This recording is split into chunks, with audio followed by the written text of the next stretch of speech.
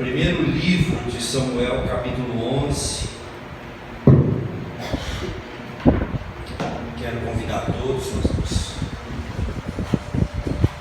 fazer a leitura.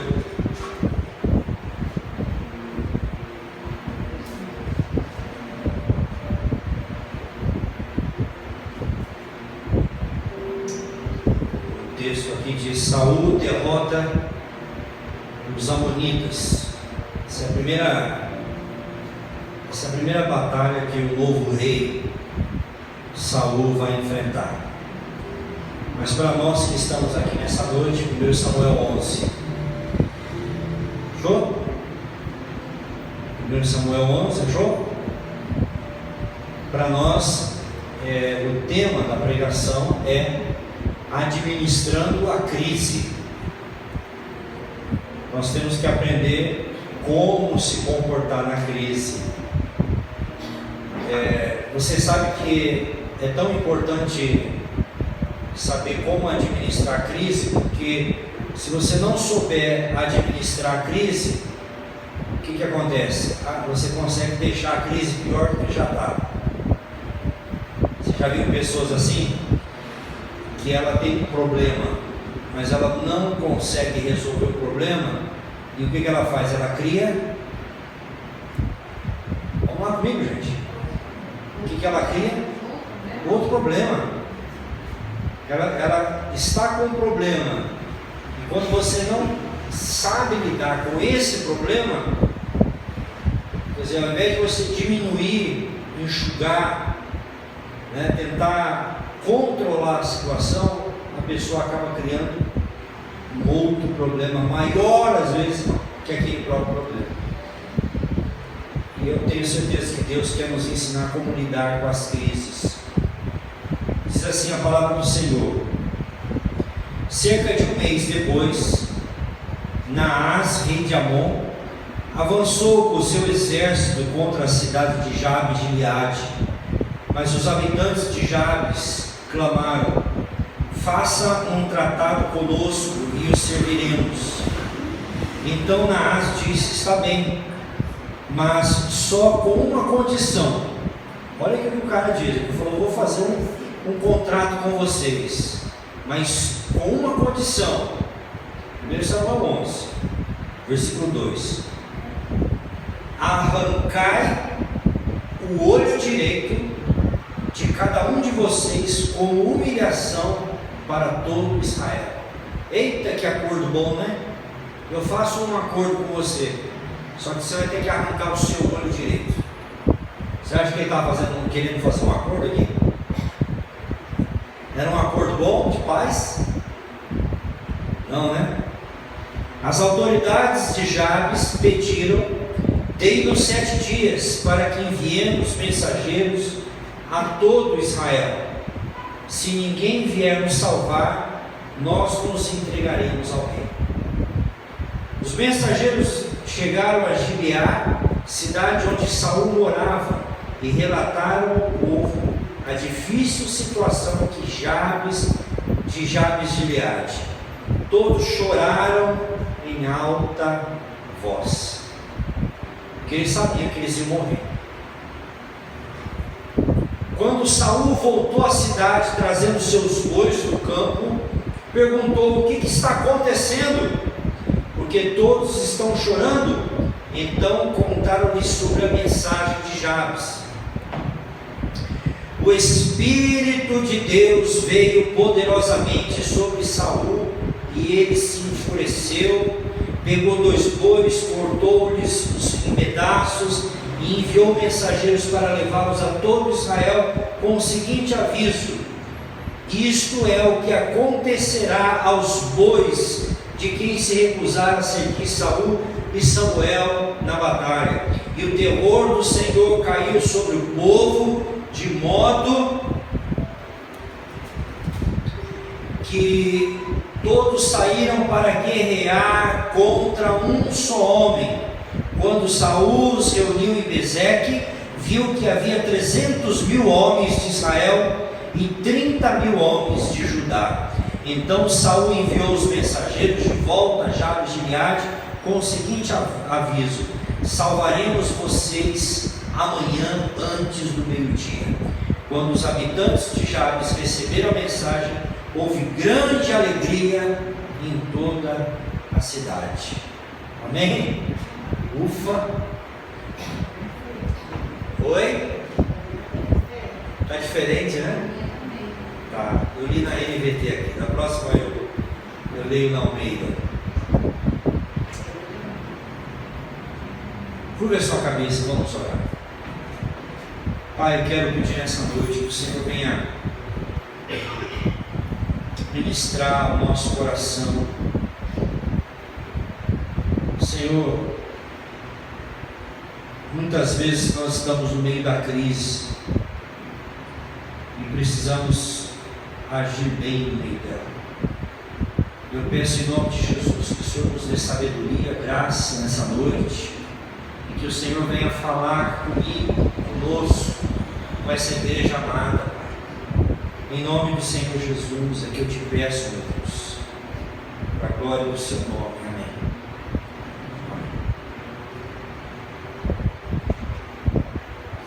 Um dos presidentes dos Estados Unidos,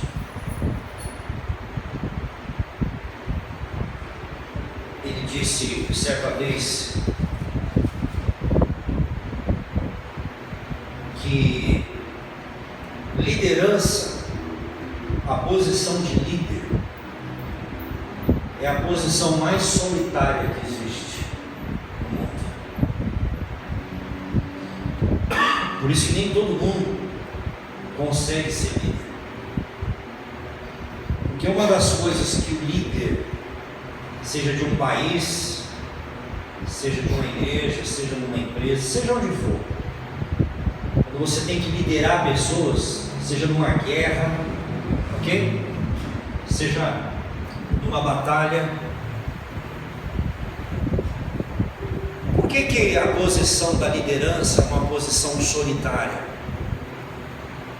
Porque o líder, ele precisa tomar decisões. E muitas vezes a decisão de um líder nem sempre vai agradar a todos. Nem sempre vai ser aplaudida, nem sempre vai ser aparentemente a melhor no momento. O líder, ele precisa agir muitas vezes em nome do grupo.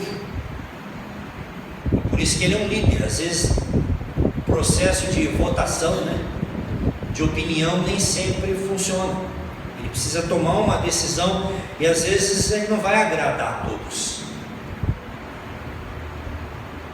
E todo líder sabe disso, que quando ele toma decisões, ele tem que segurar as consequências da decisão.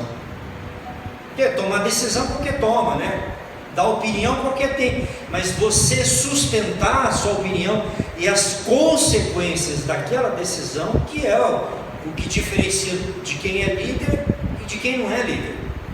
Você dizer, eu vou continuar dentro do meu projeto, eu vou continuar dentro do meu sonho, dentro daquilo que eu acredito que é o melhor, ainda que a minha decisão não seja agradável a todas as pessoas.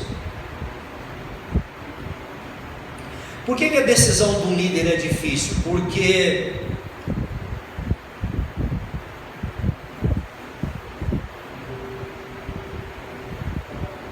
nem sempre o líder vai ser compreendido. E muitas vezes a consequência da decisão do líder vai vir sempre sobre ele. Já viu aquela frase, que o erro é sempre do líder? É verdade isso. Se alguma coisa dá errado, vamos culpar quem? Quem está encabeçando lá. Se o país começa a afundar, nós vamos culpar quem? O presidente. Se para tudo na empresa, se a empresa, o pessoal está insatisfeito, a responsabilidade é do dono. Não é assim? O Saul, que nós acabamos de ler aqui, ele é um líder novo agora. Ele acabou de assumir, está assumindo a liderança do povo de Israel, a nação de Israel. como líder, ele já tem um monte de abacaxi para resolver aqui. Tem um monte de problema. Já tem um monte de situação aqui de BO, como a gente fala, para ele resolver. Eu vou citar para você alguns problemas que Saul já tinha que enfrentar de cara. Primeiro, Israel estava muito vulnerável, muito suscetível à invasão inimiga. Então esse era um problema. Tanto é que nós acabamos de ler no texto. O que nós acabamos de ler aqui no nosso texto? Que os amonitas, o povo queria fazer aliança com os amonitas, e eles disseram: nós fazemos uma aliança, desde que vocês arranquem o olho direito e me dê. Então eles estavam ali sendo cercados pelos inimigos, estavam vulneráveis a ataques dos filisteus, dos amorreus. Então você imagina, de todo lado eles poderiam ser atacados. Então, como um novo líder, ele tinha que pensar numa estratégia de como preservar, de como ajudar o povo nessa situação. Não é assim? O nosso presidente, seja quem for, ele não tem a responsabilidade de guardar, de levantar as defesas do país, de manter o Brasil num bom relacionamento com os outros países. Não é assim. Se entrar uma guerra, ele tem que passar para a nação uma segurança. Então esse era o problema. Outra coisa, a própria nação de Israel estava enfrentando divisões internas. Então não era só um problema de lá de fora para dentro, mas era um problema interno. O país estava dividido, igual o Brasil. O país estava polarizado. Aqui Israel estava polarizado. A maioria das tribos estavam no oeste e uma tribo ou outra estava no leste. E ele precisava unir o povo, ele precisava trazer o povo todo debaixo de uma unidade. Como é que você faz isso? E eu acredito que um outro problema que Israel enfrentava naquele momento, Israel estava também moral e espiritualmente dividido. O povo não estava com o coração voltado para Deus. Quando você termina de ler o livro de Juízes, o que diz o livro de Juízes no finalzinho? Eu preguei Ruth aqui, que é depois de Juízes, mas o último versículo de Juízes diz que o povo não tinha um líder, o povo não tinha liderança, e cada um fazia conforme o seu próprio coração. E a pior coisa que pode acontecer na vida espiritual do crente é ele ser guiado pelo seu próprio coração, porque a Bíblia diz que o coração do homem é enganoso. Nós precisamos de um critério que seja maior que o nosso coração, e esse critério é a palavra de Deus. Seja Deus verdadeiro e todo homem mentiroso, é o que diz a Bíblia. Para eu checar se o meu coração está na verdade, eu não tenho que olhar para o meu coração, eu tenho que olhar para a palavra de Deus, e a palavra de Deus é um espelho que mostra a condição do meu coração. Não é perguntando para você e você perguntando para mim, é ir à palavra de Deus dizendo: Deus, fala ao meu coração, porque o meu coração é enganoso sobre todas as coisas. Mas o povo estava andando longe de Deus. Outro problema, a própria terra, a própria região, a terra natal, vamos dizer assim, de onde Saul veio, que era Benjamim, eles tinham passado por uma guerra civil. Capítulo 11 de Juízes mostra essa guerra civil, onde houve a morte, a baixa de vários israelitas. Então não pensa que é festa, ele vai ser rei de Israel, mas tem um monte de problema. E o mais desesperador agora é que os amonitas estão na divisa ali, pronto para atacá-los, sitiando. Estão ao nosso arredor.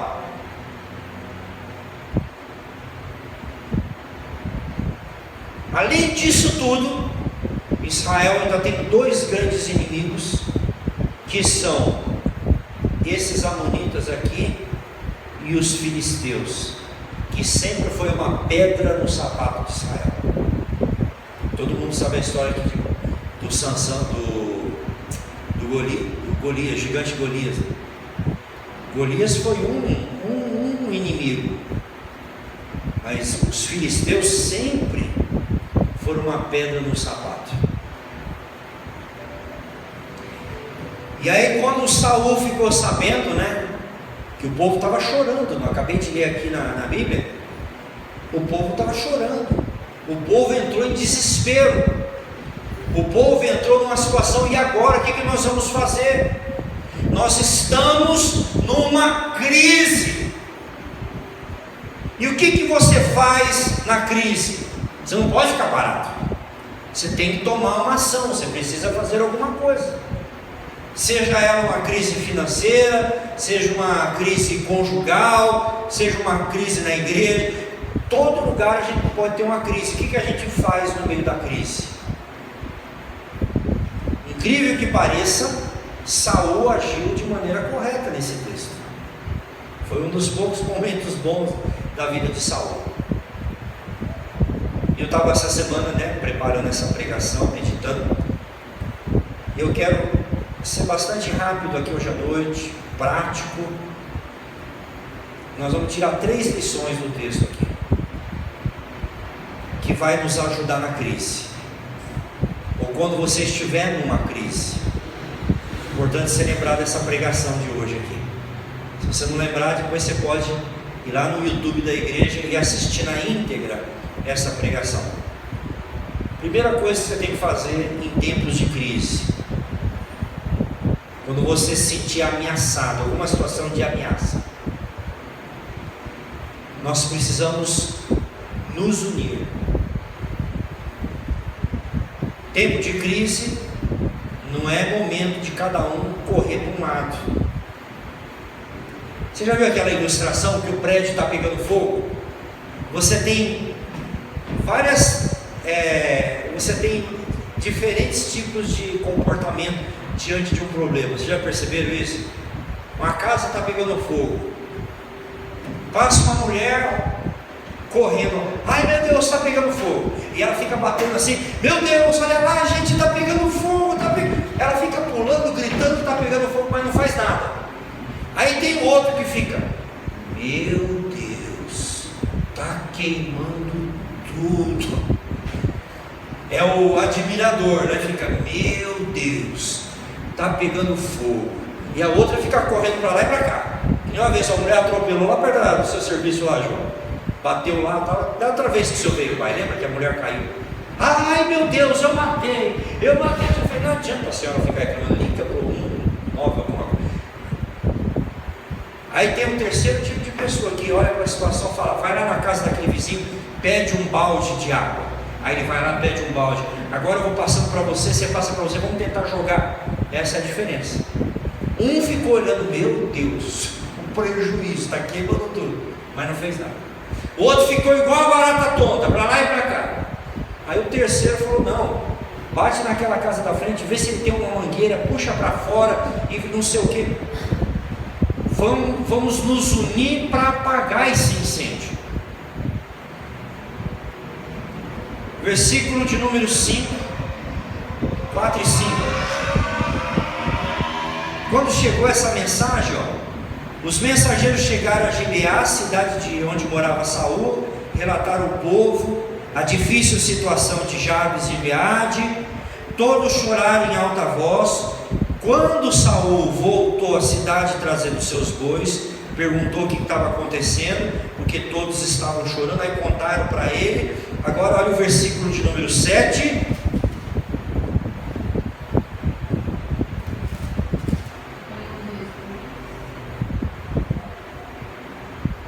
pegou 2 bois, cortou-lhes em pedaços, né? Enviou os pedaços.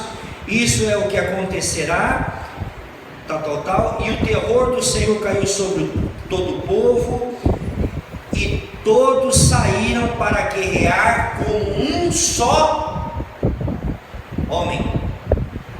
Está assim na sua vida? O que eles fizeram? Quando o líder chegou, quando Saul disse, falou: não, hoje nós vamos lutar contra esses caras aí. E eles o que? Se uniram como se fosse um só homem. Como é que está na sua versão aí, irmão? Está assim também? Eram unânimes. Então, gente, em tempos de crise, em tempos de ameaça, o que nós temos que fazer? Nos unir. A gente precisa fortalecer o outro. Não é chegar a dizer: ei, a casa está caindo, irmão. Não, vamos nos unir. A gente se junta, a gente se une, a gente engrossa o caldo, a gente engrossa a fila. Tempos de crise não é hora de você ver as diferenças, é a hora que você tem que ver o que você tem em comum com o teu irmão. Por exemplo, hoje o Brasil está dividido, não está? Entre a esquerda e a direita. Às vezes eu fico pensando, uma guerrinha ia resolver esse negócio.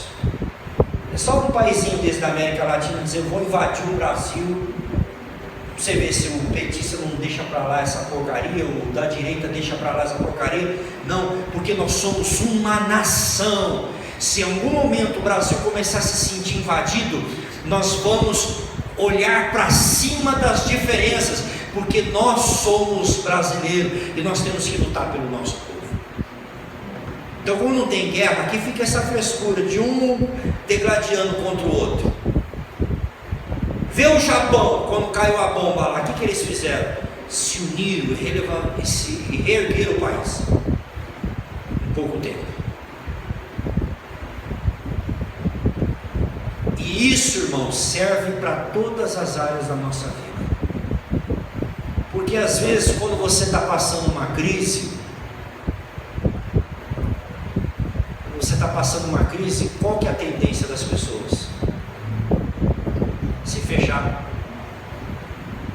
se isolar, se trancar no quarto escuro. Não, é a hora que você precisa se unir a alguém para orar com você. A irmã tem problema na vida, irmã? Agora vai a senhora ficar lá na sua casa, lamentando as dores, os problemas. Sabe o que vai acontecer? Além do seu problema, que é uma realidade, a gente não tem como maquiar os problemas, a senhora vai desenvolver uma depressão. E você com depressão não consegue sair da cama para resolver. Então nem resolve um problema e adquire um outro. Então o momento de crise é o momento que você tem que se fazer forte. A Bíblia diz assim: se no dia da adversidade a sua força for pouca, quer dizer, no dia da adversidade é aí que você tem que fazer. O livro de Jeremias, o Senhor fala assim: se você cansa com os que vão a pé, como vai ser então quando você tiver que correr com os que andam a cavalo? Eu li um livro uma vez do Eugene Peterson.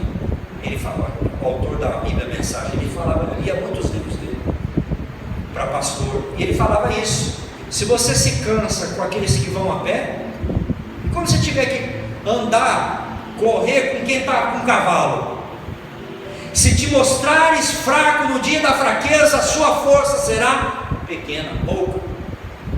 Então é o dia justamente que a gente tem que buscar força da onde não existe. É o dia que a gente abre o jogo. Não, é a hora que você precisa se unir. Irmão, ora aqui comigo, vamos orar junto, porque eu estou no meio de uma tribulação, eu estou passando uma dificuldade, é agora que eu preciso de você, você precisa de mim, vamos nos unir. Não é o que muitas vezes acontece com um casamento, uma crise? A pessoa começa a olhar para os defeitos, para as falhas. Uma vez um pastor amigo meu fez isso, né? Um casal estava lá para se aconselhar: eu não aguento mais essa mulher, eu não aguento mais esse homem, aquela coisa. Aí o pastor falou: escreve num papel todos os defeitos e todas as qualidades.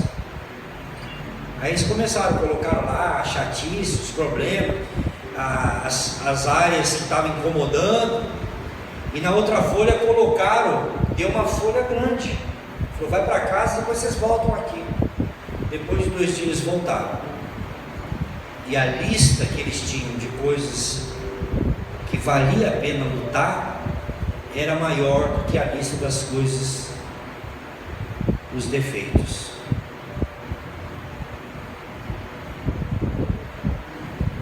Então é preciso se unir para vencer as dificuldades.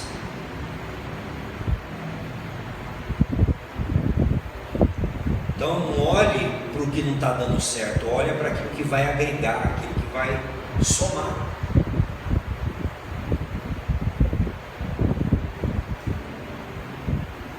Então, tempos de crise é momento da gente se unir. Não foi que Jesus disse para os discípulos: ficai em Jerusalém? Era momento de crise, Jesus tinha morrido. Para eles, Jesus já tinha. Jesus apareceu para eles e falou: não acabou o banquete lá, né? Não acabou, vocês vão ficar aqui, vão esperar, porque vocês não vão sair pregando o Evangelho, aleluia, sem primeiro que do alto vocês sejam revestidos de poder. Ficai em Jerusalém até que do alto sejais revestido de poder, então sereis minha testemunha. Mas eles precisavam primeiro receber, para depois dar para as pessoas. Às vezes a gente quer dar sem ter recebido. Então lembre-se disso. Quando você estiver numa crise, não se isole, não se feche. A Bíblia fala em Provérbios que aquele que se isola busca o seu próprio interesse, né? O que faz a gente às vezes se isolar é o egoísmo. Não, é o momento que você precisa dizer: ó, help, me ajuda, eu estou precisando de uma ajuda, você pode orar comigo, irmão? Estou precisando da sua intercessão, está doendo, eu estou passando essa crise, essa dificuldade. É assim que Deus espera. Imagina se Noemi não tivesse voltado, se Ruth não tivesse voltado com Noemi, talvez ela teria desistido, né? Talvez ela teria virado uma mendiga. Mas a nora dela ali, ó, era um combustível, era um incentivo, era uma pessoa que estava dizendo: não vamos parar não, eu vou sair cedo, vou lá atrás da colheita lá, eu vou, é tempo da cega, eu vou lá respigar. Cada dia que ela voltava, ela trazia uma boa notícia, porque a Bíblia fala que aquele que semeia com lágrimas, com júbilo, vai trazer os seus feixes. Entende? Alguém estava ali encorajando, alguém estava ali incentivando. Segundo lugar, quando você estiver no momento da crise, irmão, quando você estiver no momento da dificuldade, faça aquilo que está no versículo 9. Então Saul enviou mensageiros de volta a Jabes de Gileade com o seguinte aviso: salvaremos vocês amanhã antes do meio-dia. Quando os habitantes de Jabes receberam a mensagem, houve grande alegria em toda a cidade. Aleluia. Como é que está na versão aí da Almeida? Que é do Senhor é a mesma. Como é que está na Almeida? Como é que está na sua versão aí, irmão? Como é que está aí, Duda?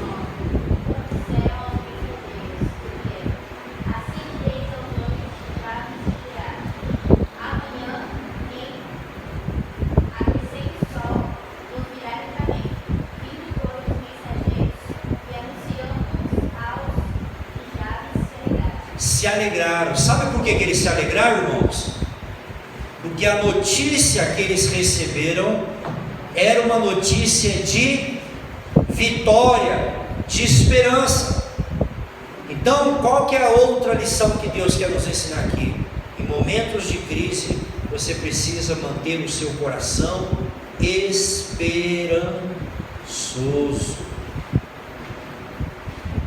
Quando chegou a notícia, Saul mandou o recado, os mensageiros foram correndo lá, dizendo: olha, ele está dizendo que amanhã vai ter livramento, amanhã vocês vão vencer esses inimigos. Isso trouxe alegria, porque trouxe esperança. A esperança é o combustível da sua alma. A esperança é o que faz você levantar todos os dias. A esperança é você olhar para o futuro e dizer: essa crise vai passar, isso vai passar, irmão. Essa situação não vai ficar para sempre, essa situação não vai durar para sempre.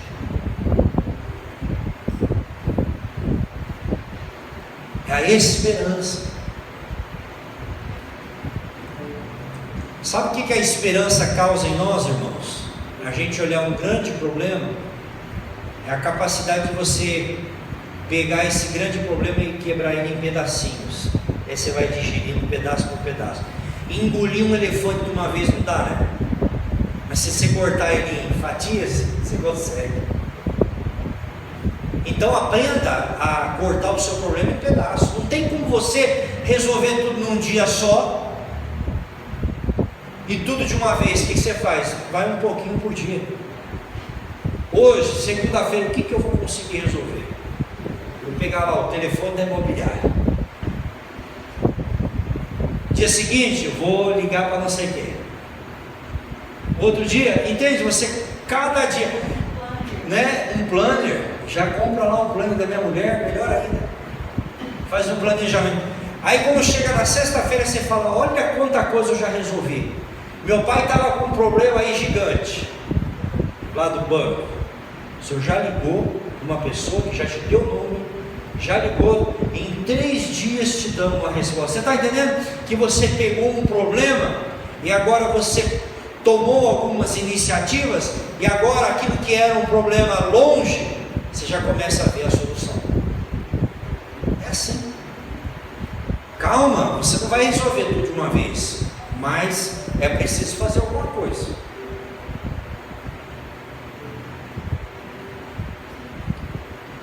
A esperança é um sentimento engraçado, né? Como diz meu pai, gozado. É um sentimento engraçado, curioso. Aí eu estava pensando, né, sobre a esperança. A esperança é quase que uma coisa, uma intuição.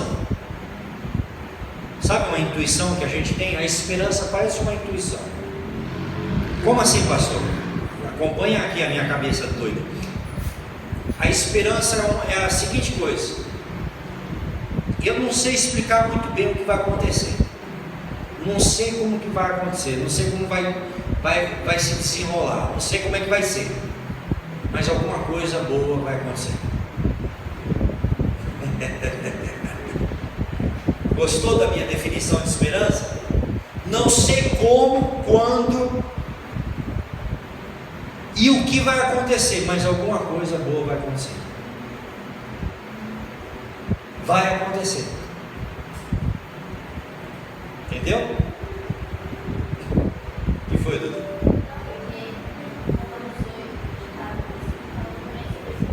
Então lê aí. Esperança.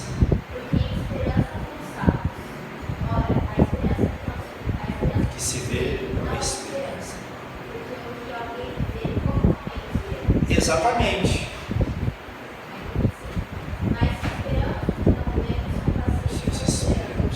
Porque, por isso que já vem a palavra esperança, vem de esperar, né?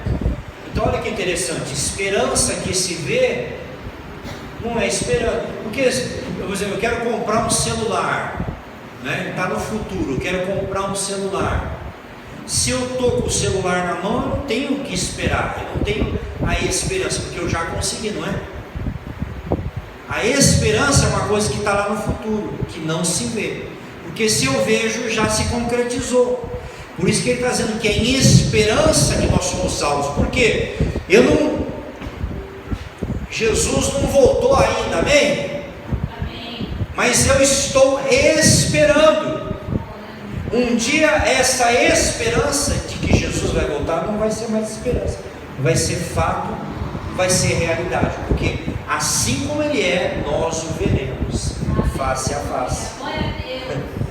Mas enquanto Ele não chega, eu tenho que esperar, e tenho que esperar com esperança.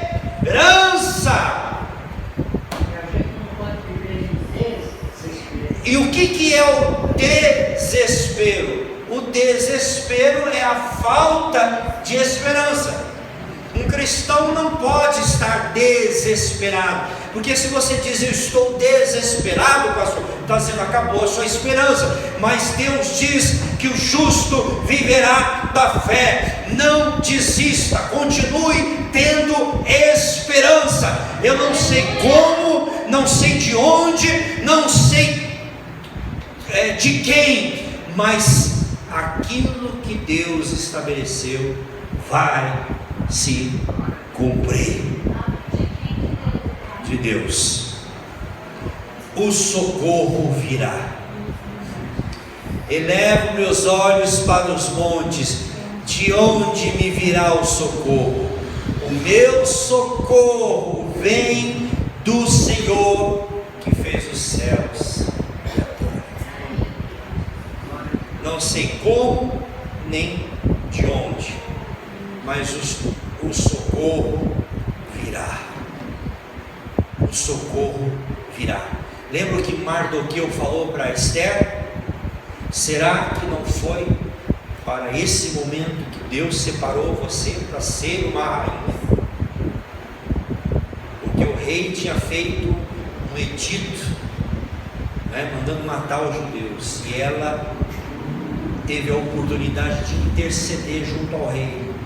Não era momento de omissão. E ele fala o seguinte: e se por acaso você se omitir, Deus mandará socorro de alguma parte. Aleluia, amém? Essa é a esperança do crente. Olha para o seu irmão aí, diz para ele: não perca a sua esperança.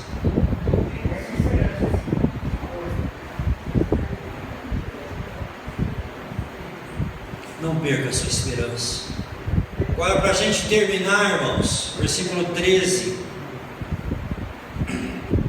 Saul, porém, respondeu: ninguém será morto hoje, pois neste dia o Senhor livrou Israel. Qual que é a terceira lição aqui? A vitória do crente vem do Senhor. A minha vitória não vem do Oriente, a minha vitória não vem do Ocidente, a minha vitória não vem do fulano, não vem do ciclano, não vem de membro de igreja.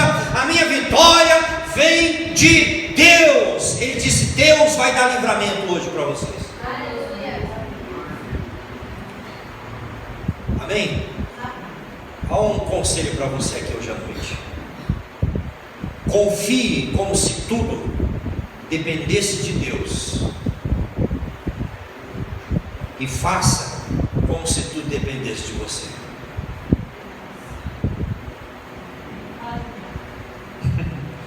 Confie como se tudo dependesse de Deus.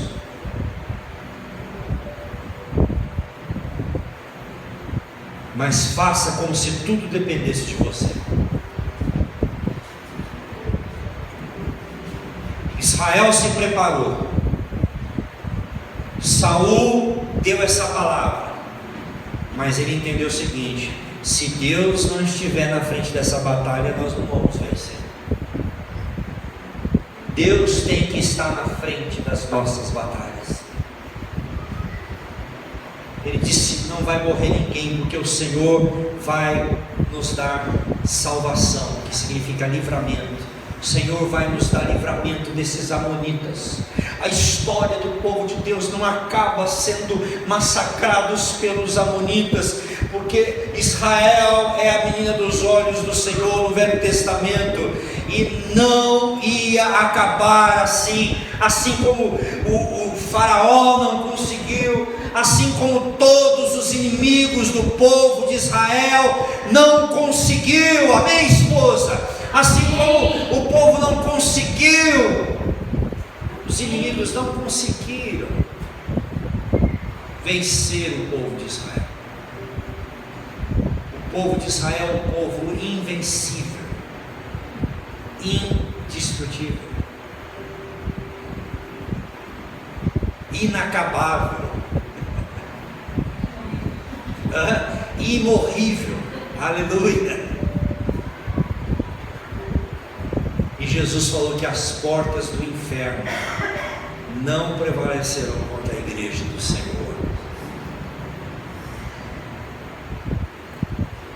E eles disseram: Deus, nós fizemos tudo o que nós podíamos, mas agora tudo está nas suas mãos.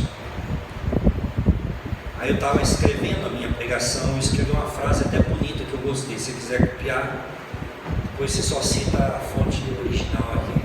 Brincadeira, pode usar. Eu estava escrevendo a minha pregação e veio a seguinte frase no meu coração: a minha vitória vem do meu descansar na vitória de Deus. A minha vitória vem do meu descansar na vitória de Deus. Amém? Aí, bate. Está te chamando ela. Escreve para ela. A minha vitória vem, a minha vitória se dá no fato de eu descansar na vitória de Deus. A minha vitória vem do meu descansar na vitória de Deus. Não existe vitória minha sem a vitória de Deus.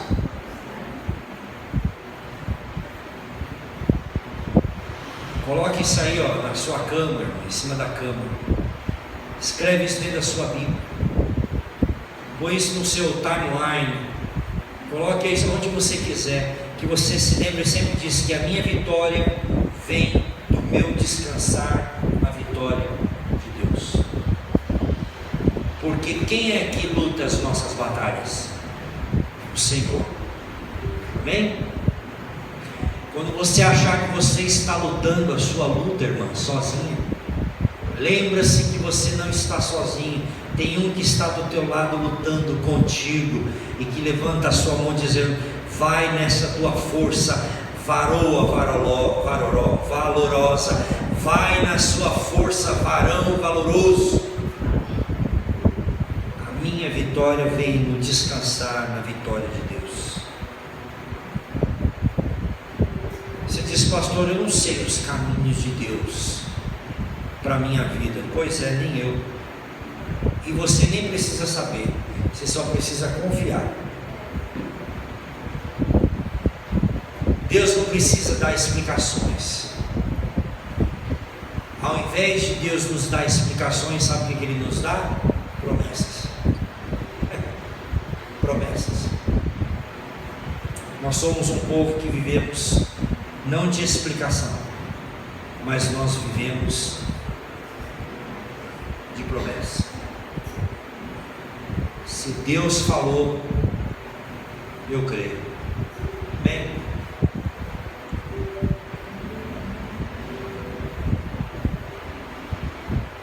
George Miller, quero terminar essa pregação contando a história do George Miller. Foi um inglês que viveu uns 2 séculos mais ou menos atrás, ou mais, que cuidava de orfanato. Foi um homem temente a Deus, e Deus colocou no coração dele que os 3 amigos dele iam se converter. E George Miller orou por mais de 20, 30 anos pela conversão dos seus amigos.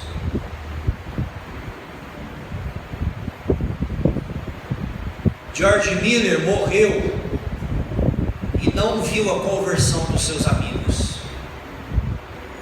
Mas o que aconteceu? No enterro do George Miller, o pastor que fez o velório pregou o evangelho. O primeiro amigo dele se converteu no enterro. E esse amigo pregou para os 2 outros amigos do George Miller. E os 2 outros amigos se converteram. Ele disse: Deus vai me dar a alma desses amigos. Isso é esperança. A esperança continua mesmo depois da morte. A semente da esperança continua dando fruto. Deus chama você nessa noite, Deus chama a mim, para que nós possamos continuar crendo, porque é em esperança que nós somos salvos, como a Duda leu. E esperança que se vê não é esperança, mas aquele que crê espera com paciência. Aleluia. Curve a sua cabeça e vamos orar. Deus, eu tenho esperança na minha alma. Eu tenho esperança, Deus, que eu verei o bom fruto, Senhor. Eu creio, Deus,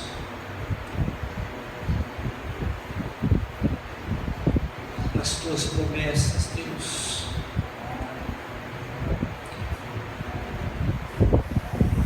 Dureza, que nenhuma porta, que nenhuma tranca de ferro, que nenhuma fechadura enferrujada, que as dobradiças carcomidas do ferrugem não serão mais rígidas, mais inflexíveis do que o óleo do teu Espírito Santo, do que o mover das suas águas, do que o poder do teu Espírito Santo, Deus. Eu peço, Deus querido, nessa noite, que o Senhor venha avivar a esperança do nosso coração.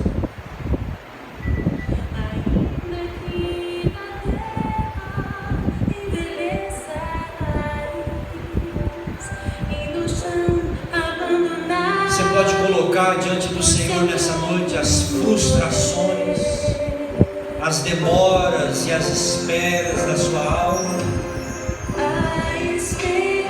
Deus está dizendo para você: espera,